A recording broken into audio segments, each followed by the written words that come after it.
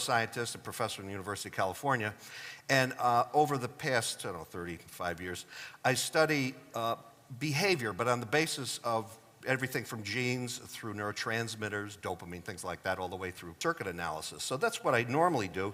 But then, for some reason, I got into something else just recently. And it all grew out of one of my colleagues asking me to analyze a bunch of brains of psychopathic killers. And so this would be the typical talk I would give. And the question is, how do you end up with a psychopathic killer? What I mean by psychopathic killer are these people, these types of people.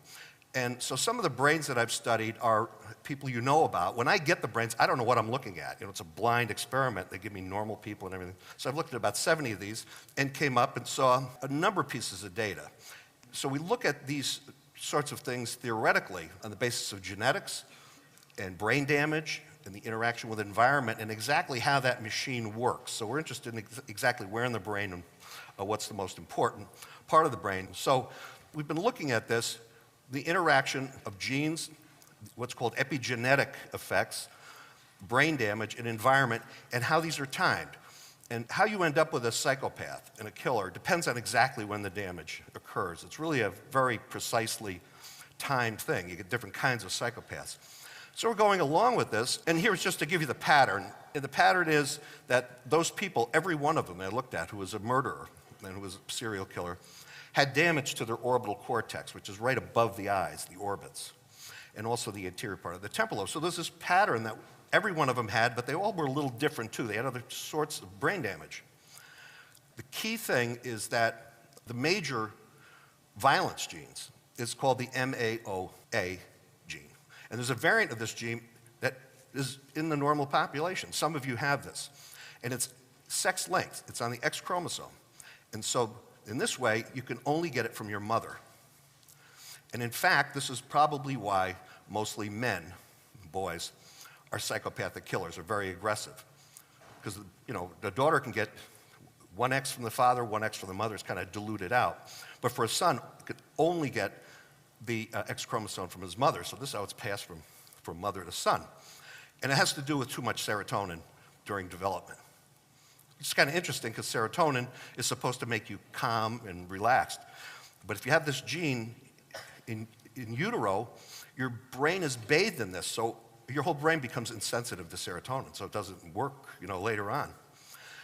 And I had given this one talk in Israel just this past year, and it does have some consequences. And theoretically, what this means is that in order to express this gene in a violent way, very early on, before puberty, you have to be involved in something that's really traumatic. Not a little stress, not being spanked or something, but really seeing violence or being involved in it in 3D. Right? This is how the mirror neuron system works.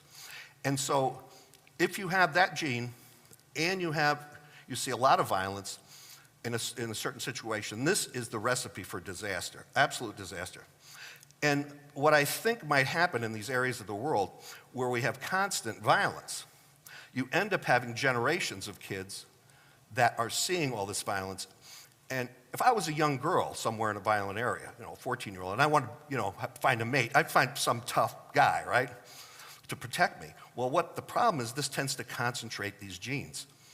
And now the boys and the girls get them. So I think after several generations, and there's the idea, we really have a tinderbox. So that was the idea. But then my mother said to me, I hear you've been going around talking about psychopathic killers.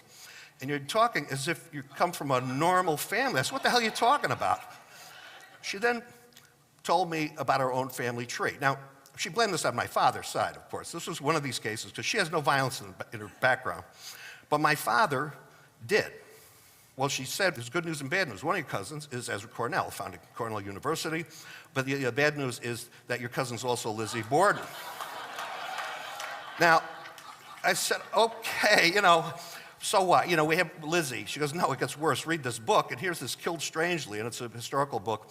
And the first murder of a mother by a son was my great-great-great-great-grandfather. Okay, so that's the first case of matricide. And the book is very interesting because it's about the witch trials and how people thought back then. But it doesn't stop there.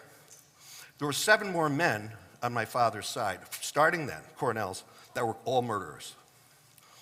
okay? Now, this, gives one a little pause, because my father himself and my three uncles in World War II were all conscientious objectors. They're all pussycats. But every once in a while, Lizzie Borden, like 3 times a century, and we're kind of due. And so the moral of the story is, people in glass houses shouldn't throw stones, but more likely is this. And we had to take action. Now, our kids found out about it, and they all seem to be okay, but our grandkids are going to be kind of concerned here. So what we've done is I started to do PET scans of everybody in the family. And we started to do PET scans, EEGs, and genetic analysis to see where the bad news is. Now, the only person, it turns out one son and one daughter, siblings, didn't get along, and their patterns are exactly the same. They have the same brain and the same EEG, and now they're as close as can be. But there's going to be bad news somewhere, and we don't know where it's going to pop up. So that's right there.